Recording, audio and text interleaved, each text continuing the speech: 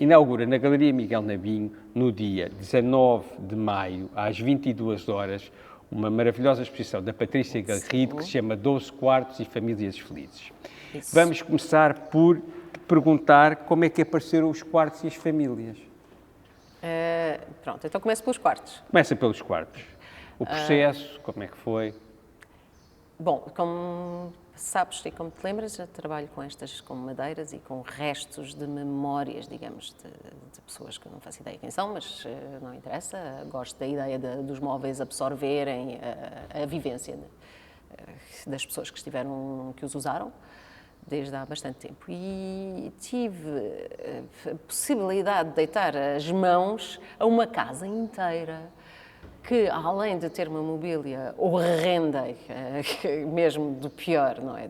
Desde aparites e móveis pintados com plásticos colados, era assim mesmo na pior qualidade possível, que tinha alguma graça, porque normalmente eu não uso esses móveis, neste caso quis usá-los, tinha uma particularidade que eu confesso que me seduziu sem eu perceber muito bem porquê, que era, havia imensos quartinhos, a casa estava completamente compartimentada e os quartos eram minúsculos ao ponto de quase não poderem ser usados, apesar de terem mobília, este quarto lá dentro, e tive a sensação que os quartos eram, digamos, feitos à medida das pessoas que lá moravam, como se fossem, eram quartinhos mínimos, eram para pessoas muito pequeninas e os quartinhos um bocadinho maiores para pessoas um bocadinho maiores, e aquilo, confesso que andei ali a remoer com a disposição da casa durante uns tempos sem perceber exatamente porque é que me agradava tanto ou achava tão engraçado. E até que caí em mim e percebi que de facto aquilo era, cada quarto era como se fosse uma pessoa na realidade. E quando pensei em fazer esta peça, em vez de cortar os móveis e de os reconstruir em objetos abstratos,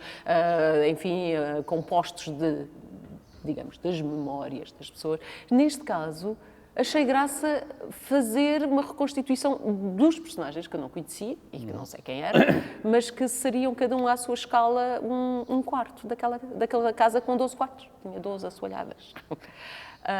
E daí terem surgido estes 12 quartos. Isto são como se fossem pinturas daquelas pessoas que tu não conheceste. É como se fossem representações de personagens. Daí eu ter agarrado nos móveis, desconjuntei-os apenas, não os cortei, e, em placas, digamos, e recompus em formatos, enfim, mais ou menos como se fossem personagens, não é? Esta espécie destas cabines que temos aqui atrás. E são individualizados, digamos, todos eles são diferentes, todos eles têm formatos diferentes, têm alturas, têm larguras diferentes e têm uma cor por dentro que ainda os individualiza mais, digamos, então, cada personagem tem a sua cor. E para mim foi, sobretudo, como é que eu direi,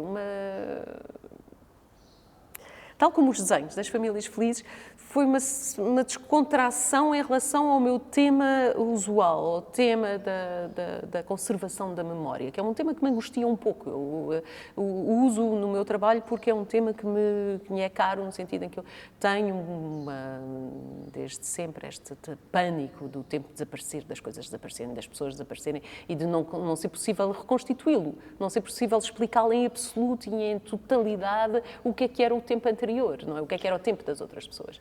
E isso faz-me um pânico, não sei porquê, mas sempre tive essa ideia de que eu gostaria de congelar e de conservar as memórias.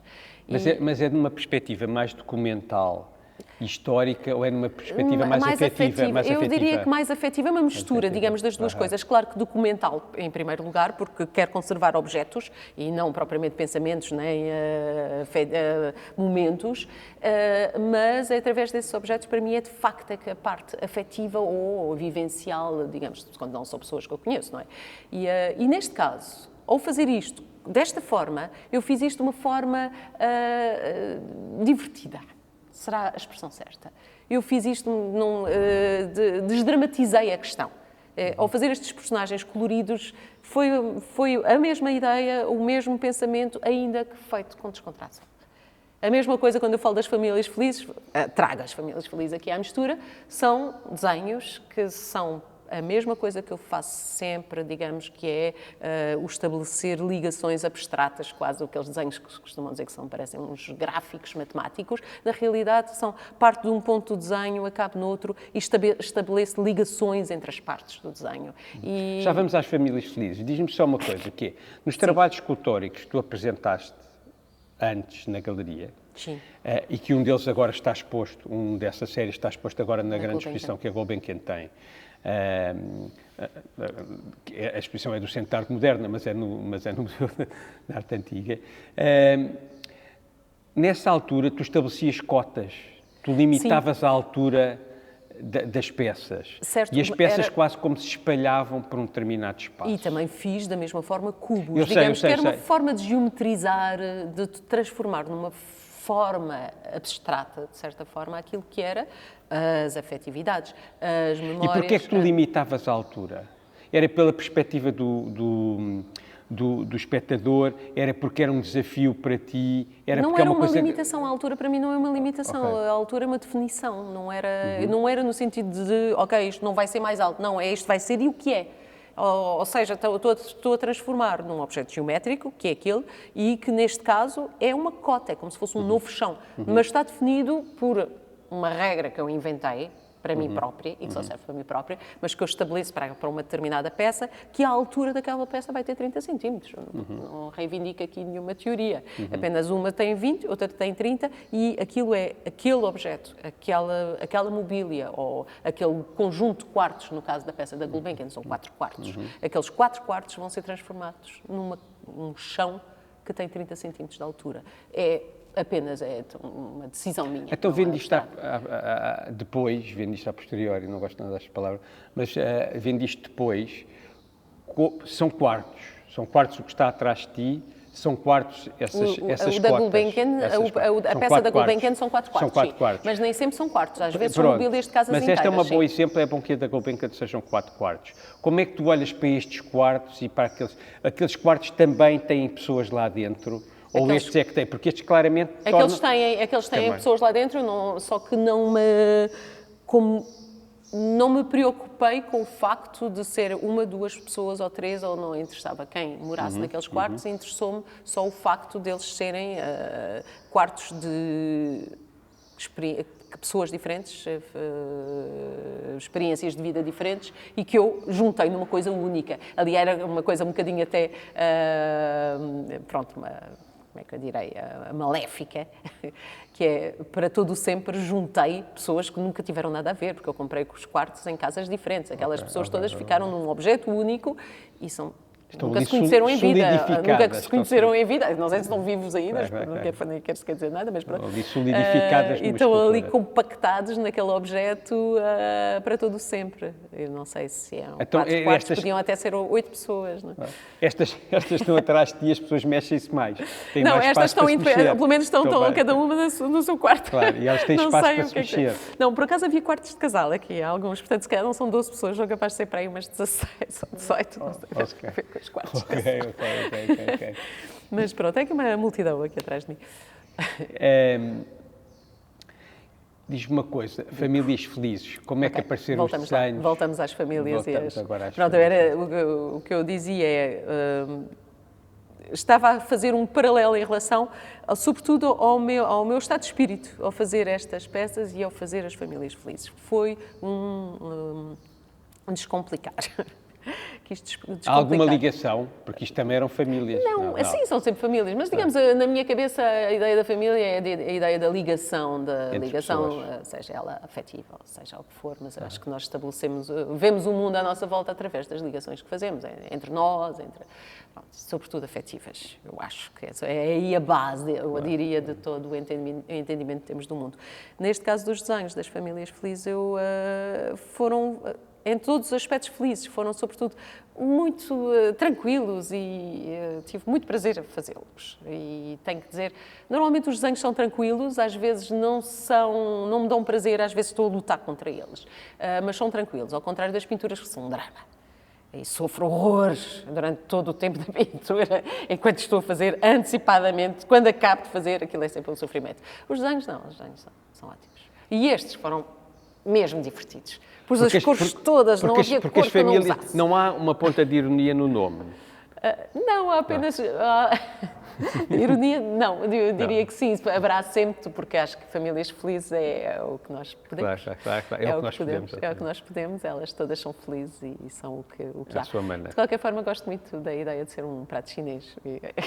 Exatamente, não tinha lembrado desta parte. Claro que é um prato chinês, que eu adoro a ideia de haver um prato que reúne a família inteira. Eu sempre me perguntei, aliás... pratos têm camarão, tofu, não, é uma espécie, eu acho que é um arroz chau-chau que tem tudo lá dentro, não é? Eu acho que tem frango, e eu sempre gostei imenso da ideia camarão... deles fazerem um prato em que as pessoas não se zangam. Deve ser assim o único prato em que toda a gente está contente. Quer dizer, foi a explicação que eu encontrei para o nome, mas se calhar não é nada disso. Devemos perguntar a um chinês o que é uma família feliz. Mas pronto, espero que aqueles desenhos consistam numa coisa desse género, que é toda a gente gostar muito deles e ficar muito feliz a olhar para eles. Eles são, cada elemento da família é sólido, não é? A cor é sólida, não é? Esta já estás a querer conversa. Não quero conversa nada especial, estou só a querer... São tenho mais ou menos sólidas. Mais ou menos sólidas, eles têm algum volume, vais ver que eles não são cores lisas. Aquilo é óleo. Então, obviamente, com o óleo não consegues nunca fazer cores planas, tens sempre... Eu, pelo menos, não consigo resistir. Mas os desenhos dos quartos já não são óleo. Os desenhos dos quartos, pois, aí temos Aí é outra coisa. Aí, só tens 30 segundos, não vamos falar disso. Tem 4 minutos. Não, tem 4 minutos, okay. Interessa-me falar sobre os quartos. Eles têm alguma relação com as esculturas? Se calhar. Acaba por ter sempre a ver. Os quartos são uma coisa minha, isto não é uma maluquice daquelas, pronto, que é... Vivi em muitas casas diferentes e andei sempre a mudar de casa, como, aliás, quase toda a gente terá que dizer, isto não é uma experiência única. Eu não. Eu só vivi numa casa depois de sair de casa dos meus pais. Não, eu consegui contar 18. Portanto, já são 18. Não é assim uma coisa astronómica, tenho a certeza que há pessoas que já viveram em 300 casas, não é? Mas vivi, sobretudo, em muitas casas quando era criança, porque os meus pais andavam de um lado para o outro e eu tive experiências de mudança de casa constantes, praticamente, até aos 10 anos e depois disso, algumas vezes. Portanto, faz parte das minhas memórias esta espécie de não pertencer a nenhum sítio, estar sempre em mudança.